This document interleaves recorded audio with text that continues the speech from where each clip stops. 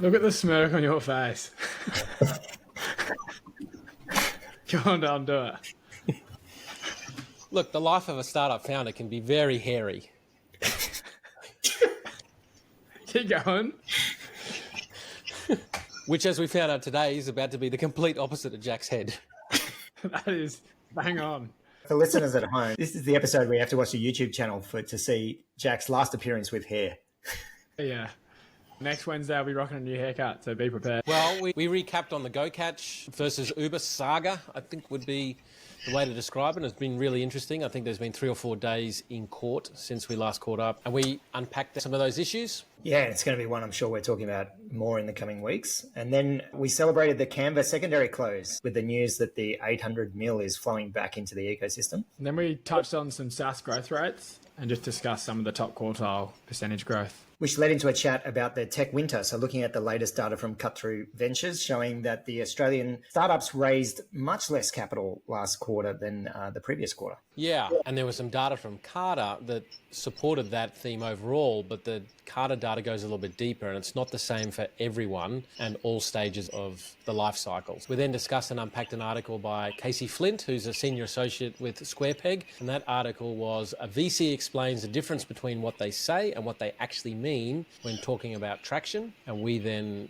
went a little bit further just in terms of what we mean in general, and often we're still trying to work that out. We also touched on our investment thesis as part of that before, looking at why do companies die, and some data that was basically talking about causality of startup death and some statistics around when companies fail. And our view, it all comes back to people and culture and the way that you navigate change to avoid these points of failure. And then we finished with some charts, and Don had his time to discuss Elon. I like the way you use the word discuss, Jack. I appreciate it. It makes me sound less unhinged. Was it disgust or disgust at Elon? Discuss probably worked better. All right, let's get into it. Good morning. How are we? Awesome. Aaron, you don't seem to be in your normal location. No, I'm in the Palm Cove pad. We're up here for a couple of days trying to get this great excuse. Sorry, you're in your Palm Cove pad. I didn't realize you migrate up there for winter. No, it's nothing that glamorous. We're still waiting for the insurers to fix the water damage, and we've just found more mold. So nothing like trying to list a property that meanwhile has all this stuff going on. Free mold. Yes, It's value add. That's right. It's an eco-environmentally friendly paint. Jack, what have you been up to? Sorry, captain of the football team, Jack. What have you Captain been of the up to? rugby team that won by a huge margin on the weekend. You can't claim it. This is subbies rugby in South Australia. It's not a claim. We're in early stage businesses and investing. If we had to concentrate only on the truth, I think we'd all be in trouble. Yeah, if I do a pitch there, you boys got to watch out. But no, I've kept it pretty quiet. But 25 today. 25. Happy birthday, Jack. Yeah, and so I'm shaving the head tonight. 25 years old. Genetics, it's coming off. Really? Yeah, after dinner. You don't think that's a bit early? No, I'll send you boys some photos. Like when I sweat, it's thin and bad. So thought I may as well get it done on the 25th birthday. Don't prolong it. This is the outcome of hanging out with us, Jack. Premature aging. Yeah, no. Yeah, joining a startup, it's been a roller coaster. Proving out that businesses don't grow in a straight line, and my hair is now falling out as a result. When I started with these buggers, I had a full head of hair, like all this energy. Now we're 3 years into the journey, all downhill from here. Welcome to the club, Jack. The water's warm. Yeah. At your age, Jack, you would have grown up with the Wiggles, yeah? Yeah. Well, on the weekend, I watched the Wiggles documentary. It is really good. And it is actually, I think founders and investors should have a watch, because it's actually a very entrepreneurial story that shed a tear a couple of times. It's quite a tearjerker in some points. But it's the story of a startup, of people that were passionate about something. They had an insight. They were told for some things they wouldn't be successful. Experts from the ABC and others said that their characters were ridiculous and the colors were silly, but they stuck with it. And they built a global empire. And some of the US footage in the early days is quite amazing. I'd highly recommend it. Let's check it out. I didn't even know there was a documentary on the Wiggle. Yeah, it's What on platform, Netflix. Don? Netflix. Netflix. Yeah, no, it's really good. And I really empathize with, I love the word empathize. What's it when you the kindred spirit of Anthony, some of the stuff that he was talking about and his energy and some of the challenges. Interesting. We could almost do the wiggle profiling. Which wiggle are you? Jack would be Simon, the big, tall. My kids all gravitate towards Emma, but Emma's story is quite amazing of what she was doing before, how she came into the group.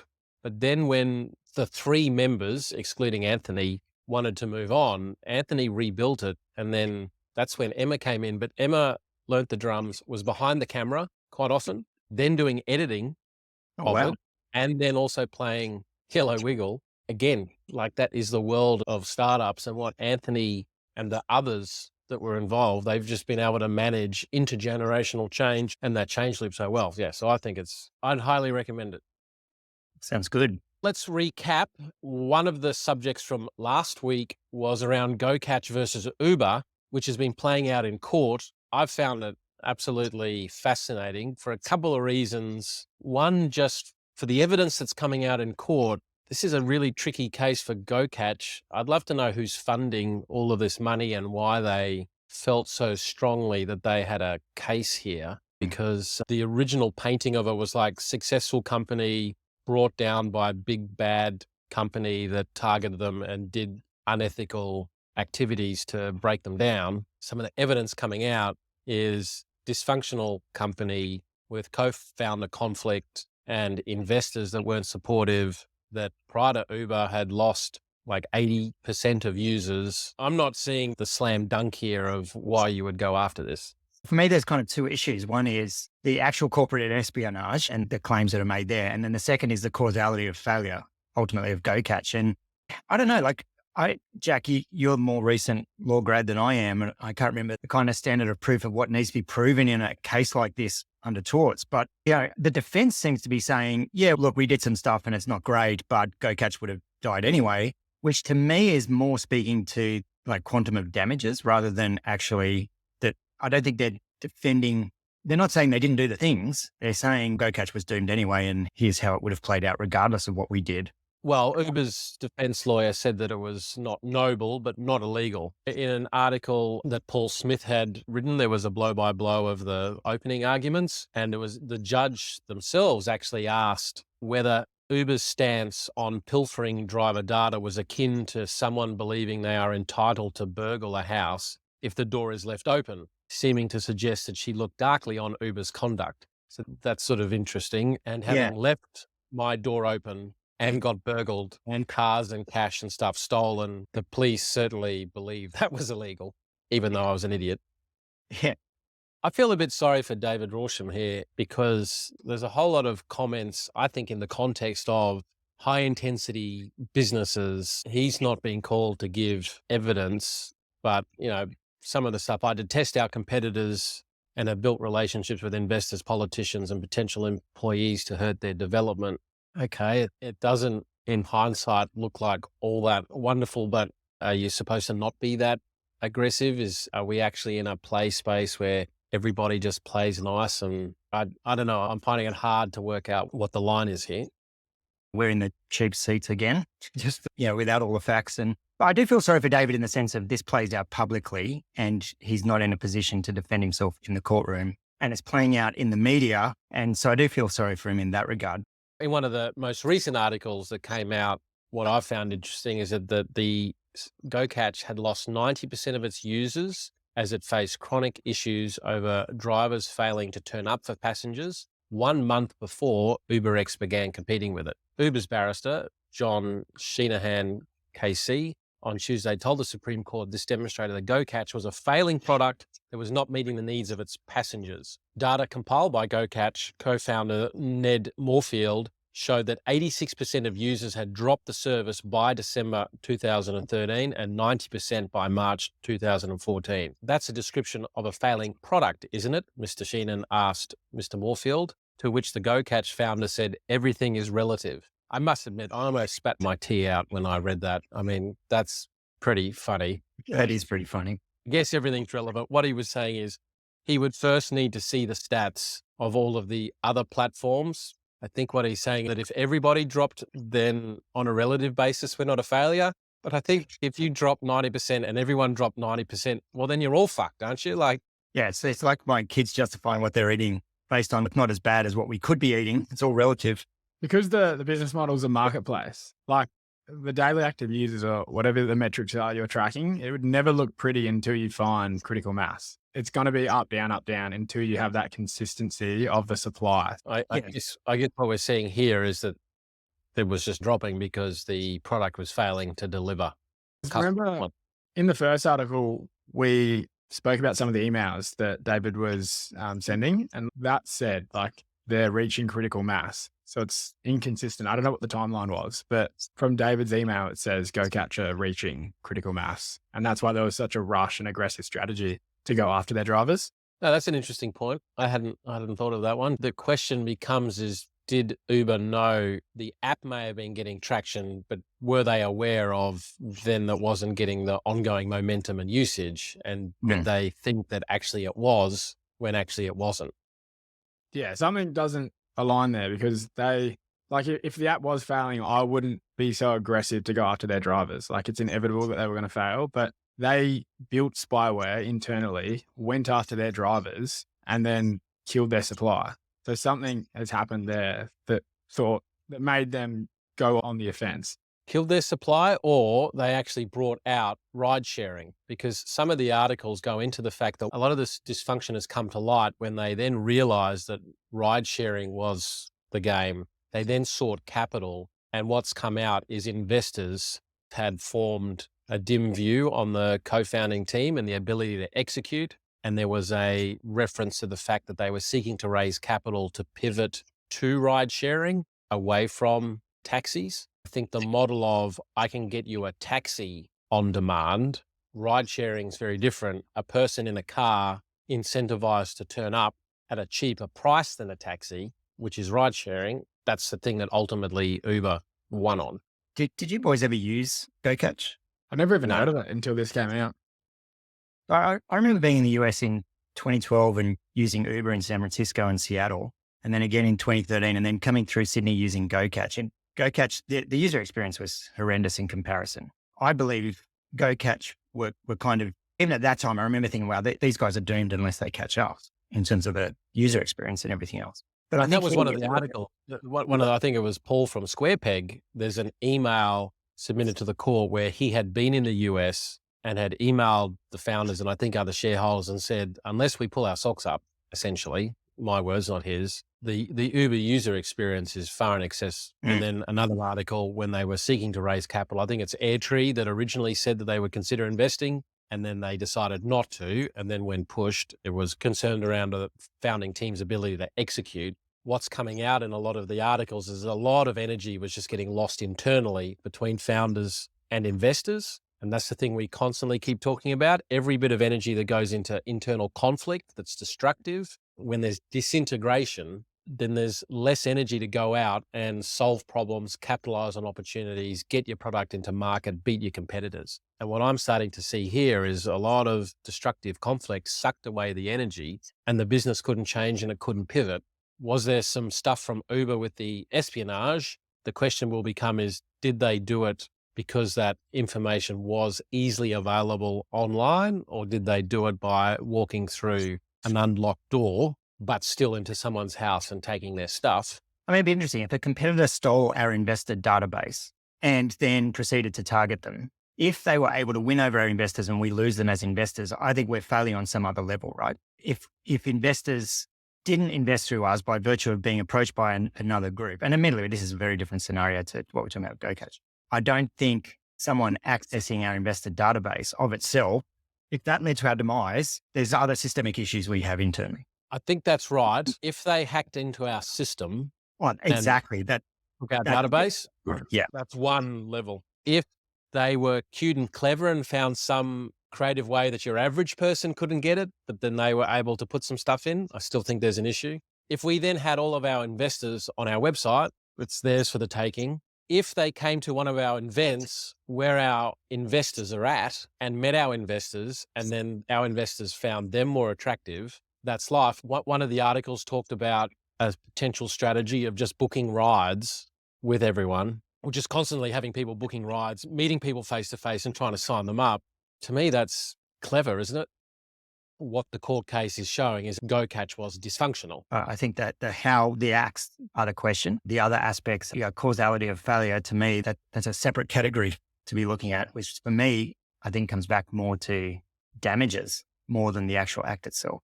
Yeah. It'll be interesting to see getting into today's news. We knew it was coming and it's been spoken about it. When the money actually hit the bank and it was confirmed as closed, the Canva secondary sale, like the almost emotion that has burst out online and on LinkedIn of that success. It's massive. And this is so good for the Australian ecosystem. So I think we should be celebrating it. And this will have a cascading ripple effect for a long time. It's going to be incredible. I think the number is that on the very first investment, 2,600 times their original investment. Blackbird. And across all of their investments, it's like 31. But yeah, people that were in that early cohort, well done. Yeah, absolutely well done. We're going to talk a little bit later about some of the data coming out from Cut Through Ventures. And again, we've got less money being invested. You're going to find a big chunk of this ends up on the roulette wheel again. Yeah, it's going to cycle back through. There'll be a big percentage of that just floats the ecosystem, right? I'd humbly submit that there's some people to talk to if you want exposure to really great B2B companies that are looking to go to the US or the UK. Fantastic syndicate with a captive fund on its way. One of the things that underpins Canva's success and ongoing strength from investors is its amazing growth rate, even at the scale that it's at. But there's some data coming out that the rest of the market is actually continuing to slow from a growth rate, not just the top quartile, but the median as well. Did you see that data put up? It was interesting, like the top tier, like they called it the elite SaaS startups, are hitting 1 million ARR within 9 months, whereas the median is 2 years and 9 months. Now, this data, like what would be interesting is the Australian data in comparison. This data's from Chart Mogul and it's US based. Yeah, so it'd be interesting to see the comparative Aussie data because it feels like, I mean, based on what we see coming through, it's typically much slower. And the other nuance for me is, looking recently at HaaS, so enterprise hardware IoT type startups where it takes more time to build an enterprise quality hardware product and have the market actually validate that and feel comfortable with it also takes longer. But this general trend, I think it's consistent with what we're seeing, right? Yeah, it's consistent in our portfolio, the growth rates of 2021. So this chart for those at home, the top quartile companies were achieving 250 to 280% growth in 2021. But now that top quartile is 127 to 143% growth, and it's continuing to go down. The median in 2021 was 73%, 80%, 76%. Whereas now it's down to 38 and 31%. Just to add to that, if I was a founder, I'd just use this as a benchmark. But at the end of that, it doesn't really matter. Like it's a marathon, not a sprint. So just head down, keep building. And it's just always good to have a bit of context and know the benchmarks. Head down, less friction as possible. Get rid of the hair. Just that's it. Hat on. Yeah. Hat on for sun protection. Actually, we're going to have to invest in quite a bit more swag now. We're going to need some Tribe hats. Yeah. I start looking at You're going to need combinations. So, Jack, you're going to need the sports hat, the running, the beach. A bucket hat, beanie perhaps. SA gets pretty cold. I'll get you one of those novelty hats, Jack, with the hair actually attached around the base of it. Yeah, that would look great, wouldn't it? I think each week I'll dial in with a different wig on. We'll do a Tribe Talkin with a different hairdo each week. Whilst this data is US based, is similar here in Australia, I think we can agree. And did you see that the latest quarter for the Cut Through Ventures figures came out? And Tess Bennett from the AFR did a summary article saying that Australian startups raised 703 million of capital in the quarter ended to March 31, a 45% drop from the 1.3 billion raised in the final quarter of last year, but slightly above the same period last year. So again, that data is saying roughly the same thing. I was a little bit surprised by the data, and I haven't gone through the Cut Through Ventures report itself in a lot of detail yet, but I don't know. I feel like for us, we're seeing better quality deal flow, but, and I think, I just was having a sentiment that maybe we were on par or maybe trending up. So the size of the drop took me by surprise. Just to give some numbers. The quality is definitely going up, but the quantum that they're seeking to raise is dropping. This is where that's true. And people like us are actually proactively saying, okay, I can see you want 2 million. Why not raise a lesser amount to prove out the thesis that you're trying to prove? We get that traction, we get that momentum, and then go for a bigger amount when we're all a little bit more comfortable that you're in that direction. Yeah, that's very true. Yeah, my last 4 founder conversations were exactly that. To put some numbers to it, so the Cut Through Venture report figures show that Australian startups raised 703 million of capital in the quarter ended March 31, which is a 45% drop from the 1.3 billion raised in the final quarter of last year.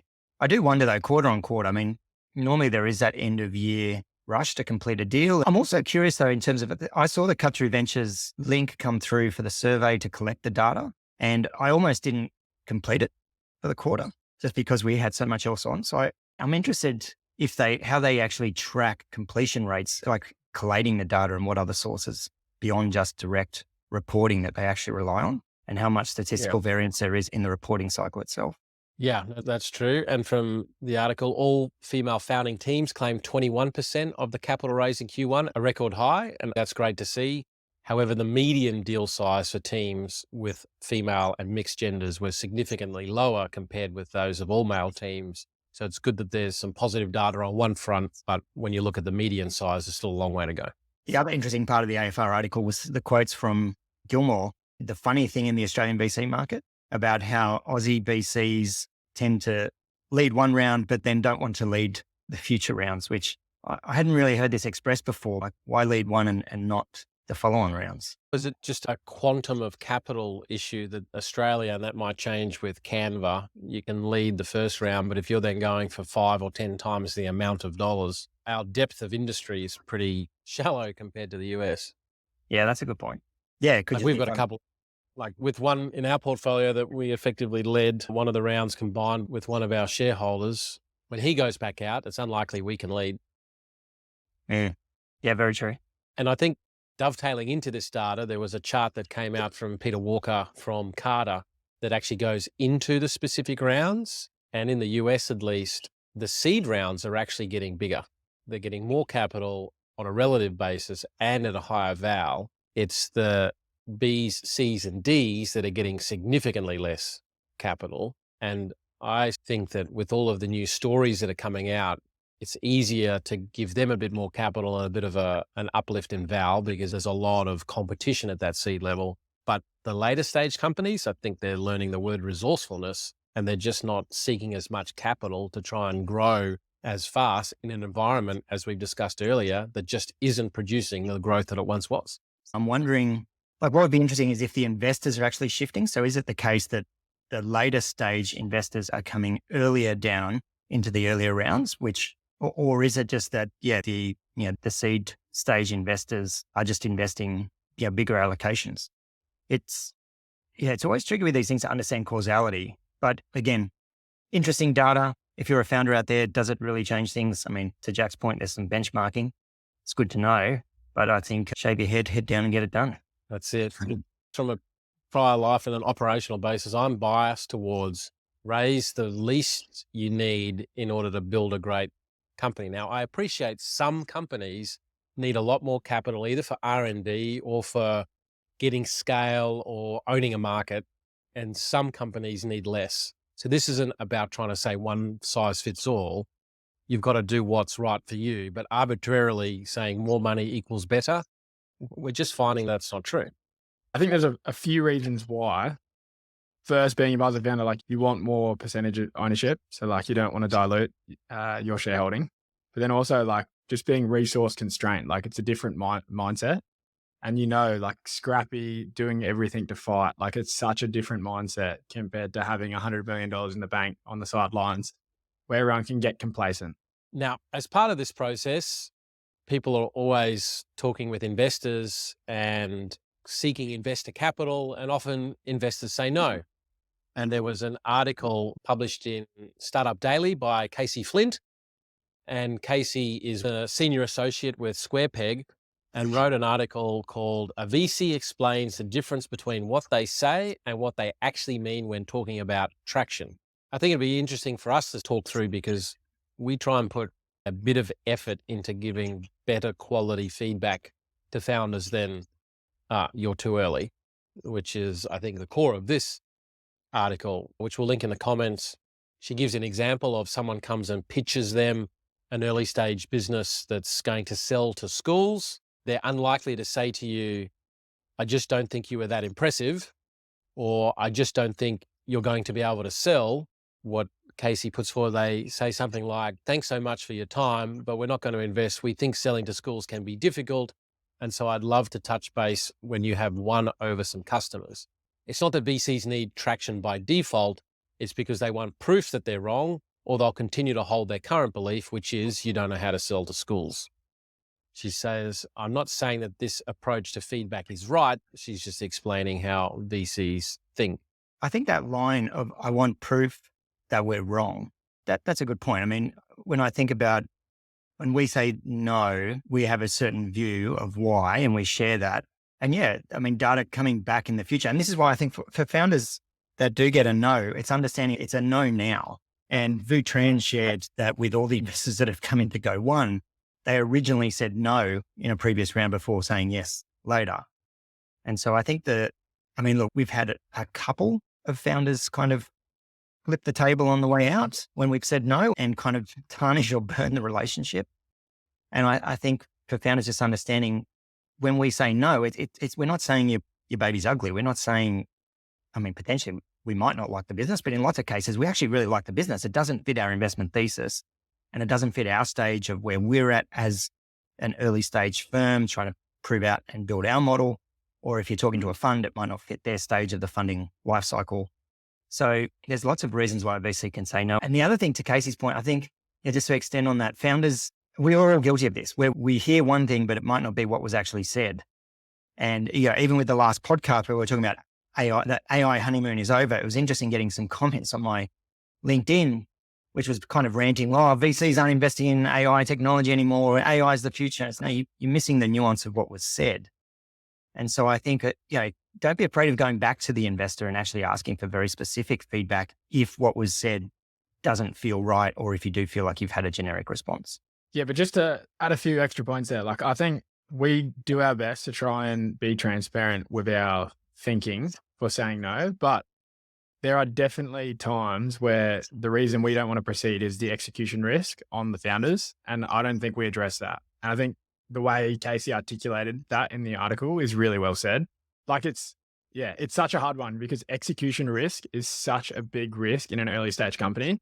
And without the traction, it's really hard to prove unless you've got this track record in a previous life. It's really hard to get comfortable to believe that this early stage company can grow in to get a venture return. And I also think it's hard as an investor to then say that to a founder. Sure. While we've been talking, I've just typed down in my mind, tell me if I'm missing anything, the reasons why we say no. Aaron's already said it. It's not within our thesis. So it's not you, it's me. We're an early stage manager that is seeking to disproportionately drive returns by adding some value, whether it be networks or some tools or just some assistance. And so we look at some deals that we can't add any value on. And as such, we then say that's not coming back to our thesis.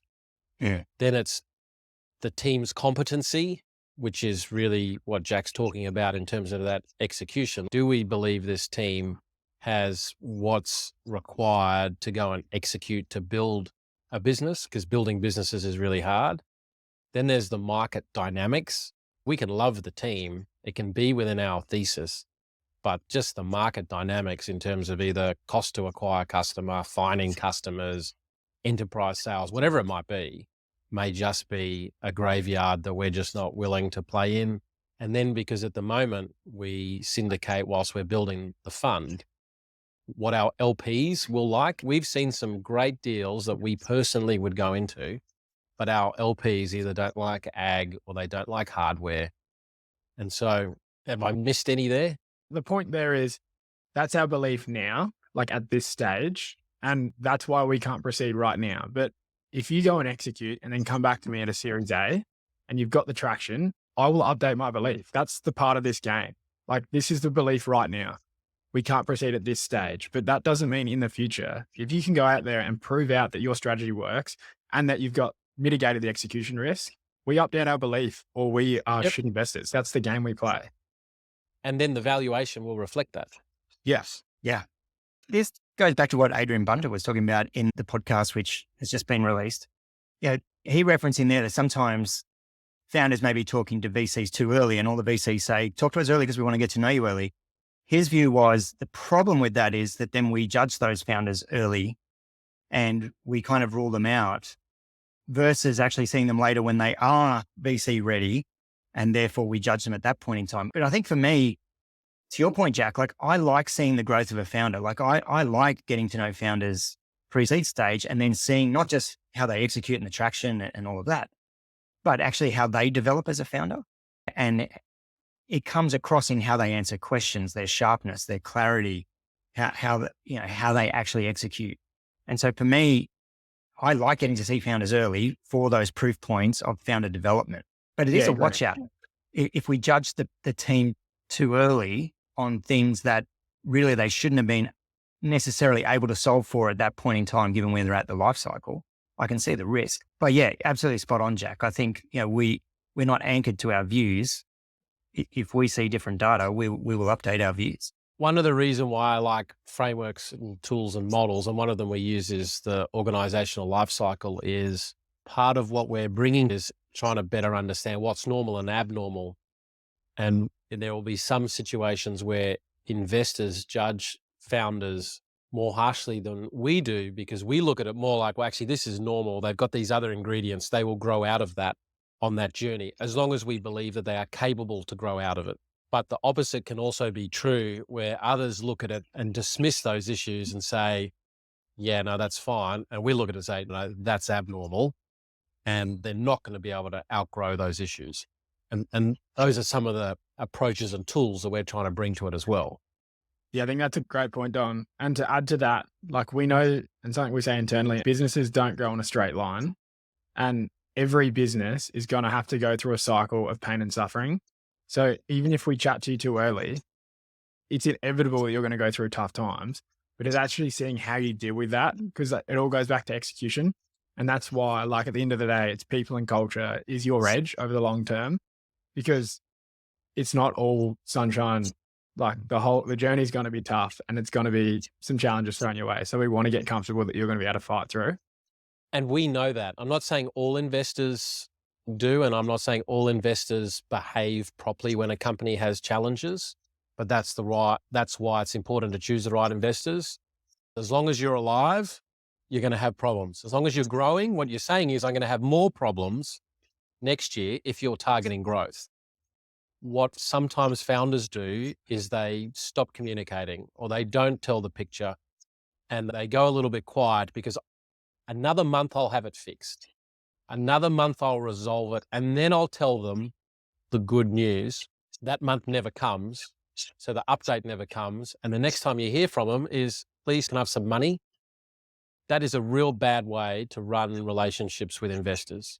You don't have to overcomplicate it. You don't have to go into war and peace, but keeping a simple update template of the good, the not so good, and the downright ugly operate under a world of no surprises. I can assure you people are capable of handling some of the challenges. Maybe you need a chair or someone that can provide that middle ground between you and the investors if you've managed to find shitty investors that don't know how to help you through inevitable challenges. When it's really good, it's the update's easy, right? Here's the growth and that will do the talking. But when it's flipped, like you need to stay on top and maintain that trust. I got an email from a high profile angel in Queensland that's also invested into one of our portfolio codes. He invested direct because he had a close personal relationship with the founder.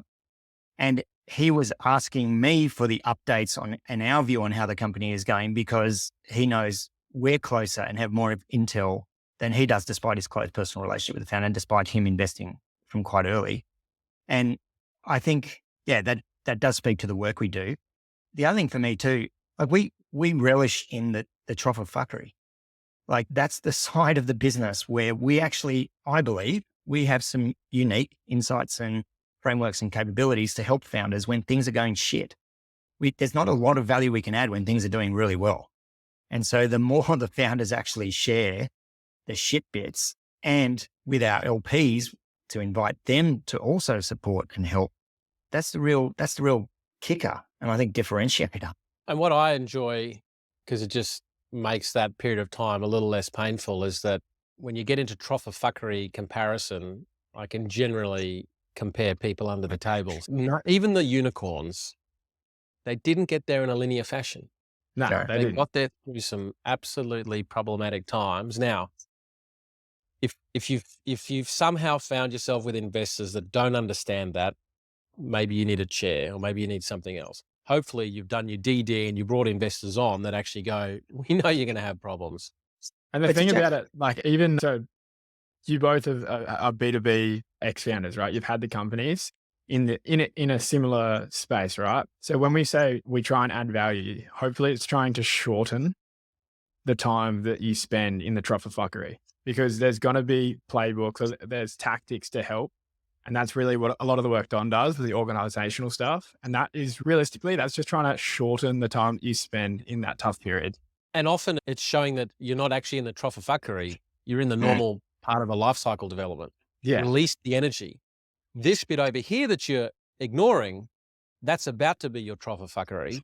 So let's go and get your energy and let's point in that direction. But all this other stuff here that the world and traditional leadership theory and all these consultants have told you are a problem to deal with, they're not actually a problem for this phase of the life cycle. Point over here. And that often, after the first couple of sessions, the energy release with teams when they go, oh, that's actually quite normal and we're not actually as shit as we thought. And now we can get some alignment and we see the world the same way. Okay, now we're going to go and put all of our energy into these issues, because if we solve these 3, 4, 5 issues, those 50 issues disappear. And when you're in the painting, it's hard to see the whole picture. You need somebody that really has your back, who's competent, that can just stand a little bit outside of the picture, is invested like our money and our LP's money. So we have an incentive there, but we're just a little bit outside of the picture. We go home at night. It's a bit like having grandkids. If you have a look at grandparents dealing with grandchildren, they're a lot calmer. They're generally telling the parents, would you stop worrying about that? They'll grow out of it, because the parents, A, generally first time, B, going through it, they're living it 24/7, having someone a bit external going, fuck, would you stop worrying about that, please? And again, similarly, if you're too aggressive trying to solve for individual issues that companies and people will grow out of, that's how you create institutional trauma. And that's how you create problems for your organization, by trying to solve things that shouldn't be solved for today. Yeah. I think the insight for founders is share your shit bits. And I think the other thing for me in that as well, like that's where we build the most conviction in a founder's behavior, right? Is how they navigate those hard times.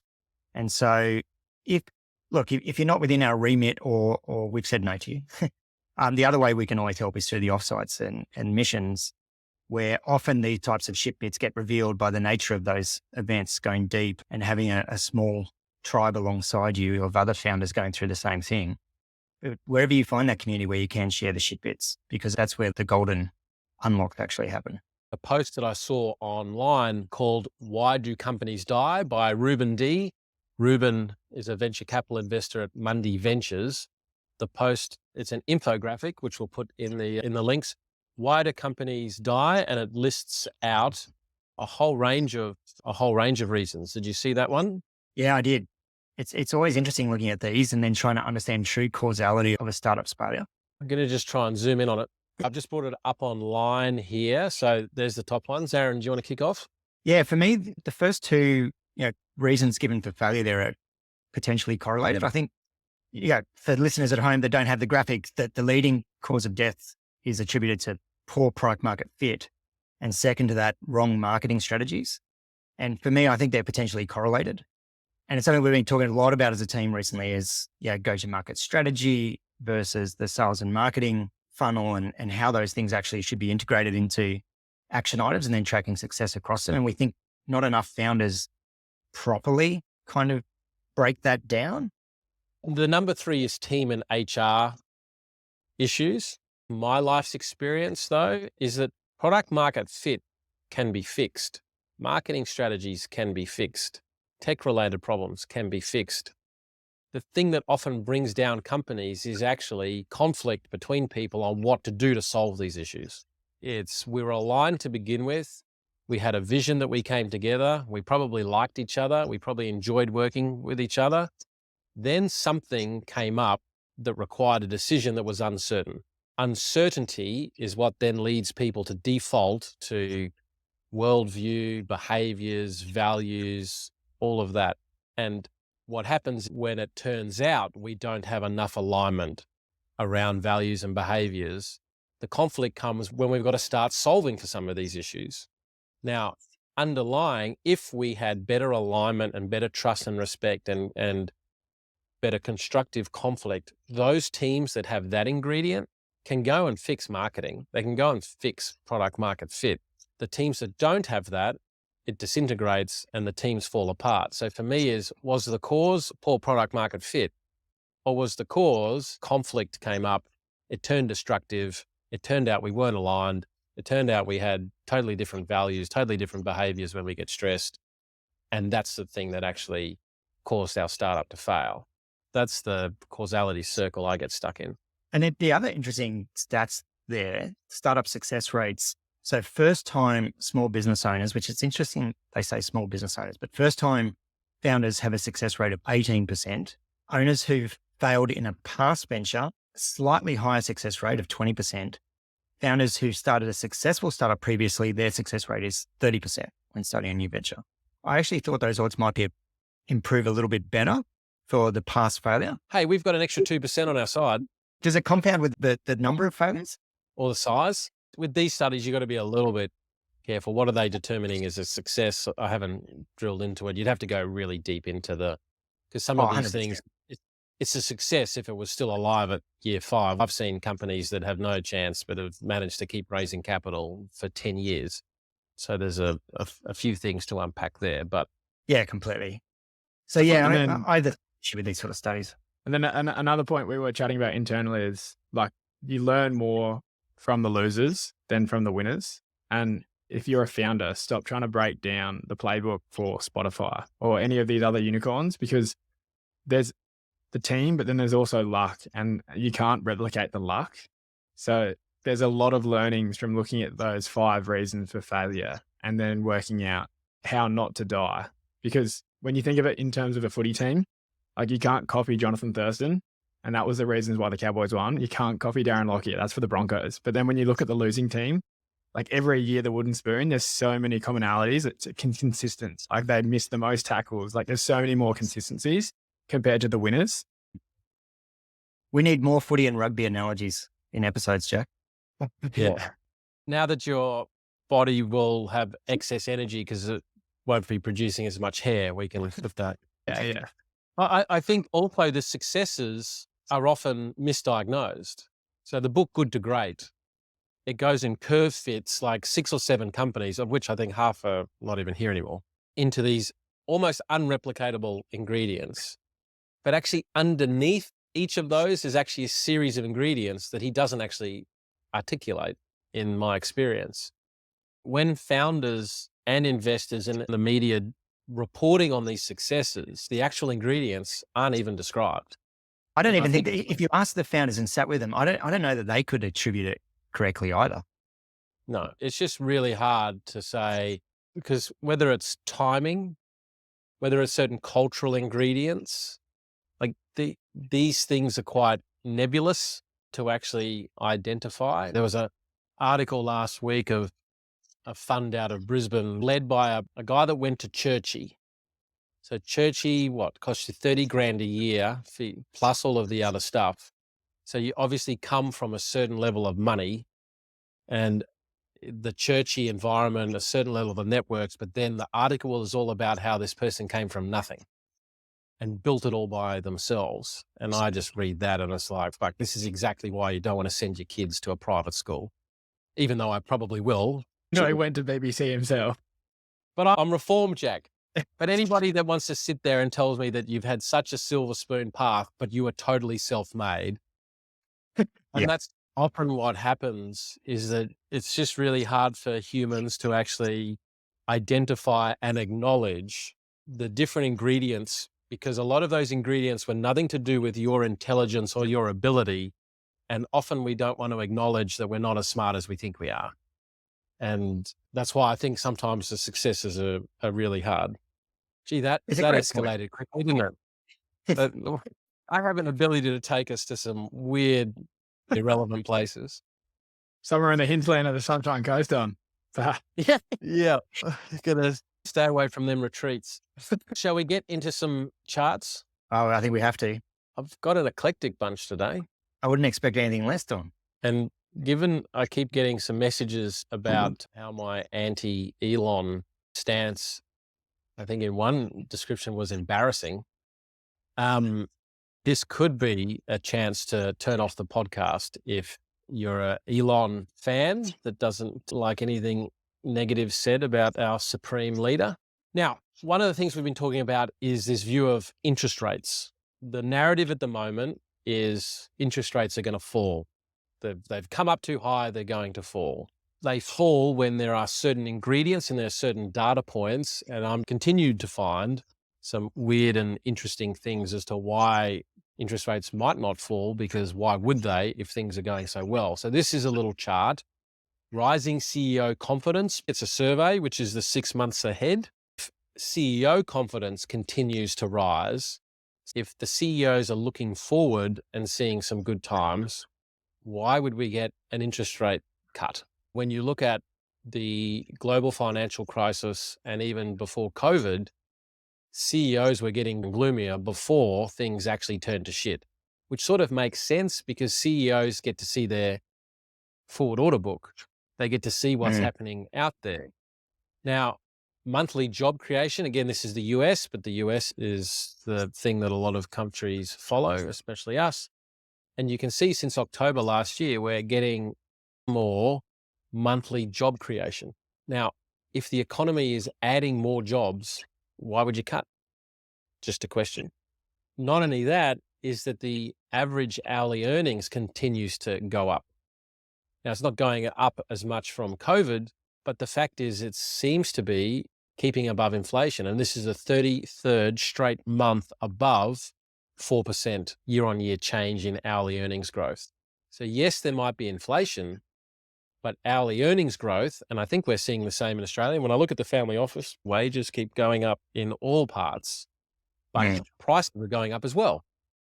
So we're happy to do the wage increases if the prices are increasing, and that's what's happening. So why would, in an environment where wages and inflation and all of that are keeping up, why would you cut? Where are these jobs going? This is again US data, but I have a feeling it's similar in Australia because of our NDIS system. The biggest increase in new jobs is healthcare and social assistance. Now, if you think of the aging population and the baby boomers, that makes sense. Government, I think we're seeing the same in Australia. New government roles, and then leisure and hospitality, then construction. Now, we've got these underlying demographic issues occurring, especially around healthcare expenditure. You can just see why more and more employment is going to be required there and why more and more wages are going to flow there. Now, this is just a little bit random, but you know how there's a war in Ukraine and everyone banned exports to Russia? So this is the UK monthly exports of cars, and then also the exports of sanctioned goods.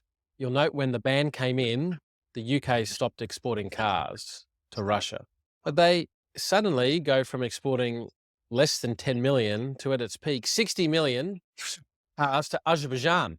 Now, I've done work in Azerbaijan. I know the size of Azerbaijan. Those cars are not staying in Azerbaijan. Wait, can you give me some context? Where is this place? Like right next to Russia, right? And the next chart is sanctioned goods, right? Almost nothing, not almost, very little going to Azerbaijan from the UK. Oh, look at that massive spike to Uzbekistan, Georgia, Armenia. So all I'm saying is that the companies and our governments will get around, just send it to a different country that's not on the embargo list, and then that country can then send it on. That the market will find a way. Yeah, because have a look. That's where the Russian invasion was. And look at that data. Anyway, people wonder why it's hard to trust. That is phenomenal. Those charts, that is phenomenal. For founders, do you get blacklisted by someone? Find a way to still get it. Now, one person that seems to be able to get around a lot of stuff is our good friend of the show, Elon. So let's just have a look at Tesla compared to all the other car companies going back to April 23, so roughly a year. Tesla's down 20%, Toyota's up 71%, Stellantis is up 64%, Ferrari's up 55%. Without going through each of them, every car company's up, Tesla's down. Now, I don't know if you saw the quarterly delivery numbers, but Tesla in the last quarter is well down. Does this look like a growth chart in terms of the last 1, 2, 3, 4, 5, 6 quarters? I think the guy has finally rooted the brand and competition is coming. I don't know about you. I drive around. I see a lot of BYD now. Yeah. Deliveries have well and truly fallen. And I can only imagine, even to get to that number, what kind of fuckery they pulled. Tesla's share price has well and truly come down, but what's really driving that is less about earnings. It's more the price to sales ratio. Now, it hit a high of 29 in the COVID craziness. It's now down at 6. So to a certain extent, its revenues have grown into it, but actually investors are just not believing the growth story anymore. Now, did you see that Elon announced on Twitter that in August this year, they're going to have a robo-taxi demonstration? Now, you might say to me, Don, no, that happened in 2020. He announced robo-taxis, that there would be a million robo-taxis on the road. There's not, because that was bullshit. But Elon has a big pattern of every time something's not going right or he's getting into trouble, this magical announcement of this new thing comes out. It's interesting, he's got nothing new to pull out and he's pulling robo-taxis again. So here's a little chart of the time between his announcements and when things actually get launched. And self-driving was first announced in 15? Tesla Dojo, I don't even remember what the hell that was. Tesla Semi. It's just his modus operandi. So actually that's a fairly light crack at the guy this time, actually. That's reasonable, isn't it? Let the listeners decide. I tell you, you give this guy an enema, you could bury him in a fucking Max box. I mean, he is that full of shit. Now, another person that shares some of those traits is Donald Trump. Did you see Donald Trump Media and Technology when it first listed? When it first listed, I did. I haven't traced it since. It listed at 40, went up to 80. Yeah. It's down to 37. But what's really interesting is that it listed with a net loss of 58 million on revenue of 4.1 million.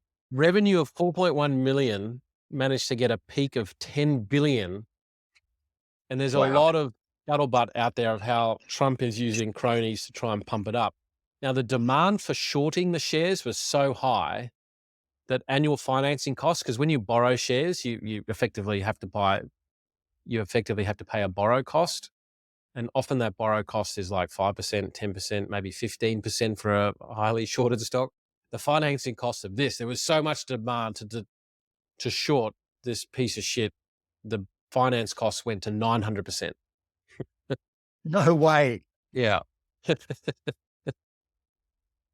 And then one final chart, Google or Domino's Pizza?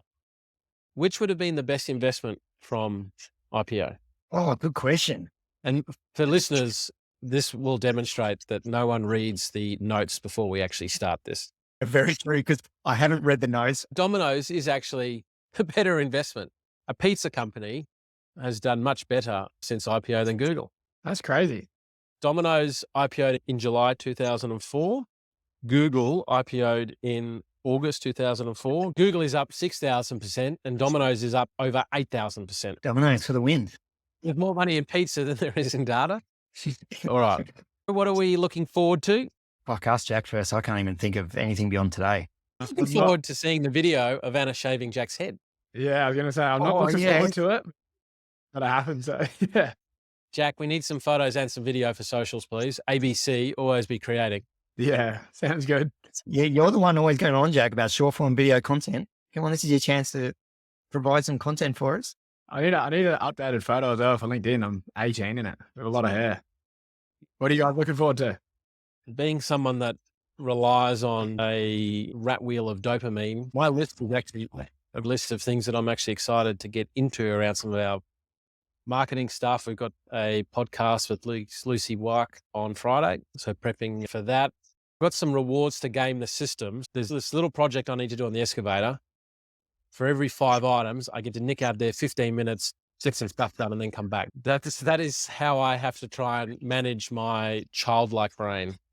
I love that. God, you got to start a little excavator dopamine coaching session for people.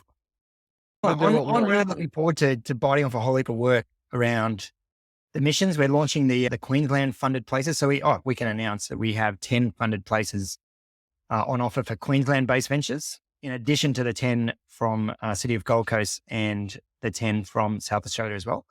So kicking that off this week and going through all the applications from South Australia and Goldie this weekend to select the participants of that. So yeah, I get excited by building out the cohort. Those missions are so good. I think it's a real driving part of our value proposition that we were talking about earlier. We don't just tell you to go to the US or the UK. We will take you there. We will get you into market or not. Maybe you'll find that it isn't for you.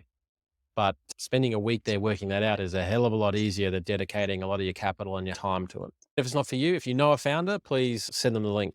Yeah, please do. So applications for Goldie in South Australia close this Friday. So jump on. And for Queensland-based founders, they close the 24th of April.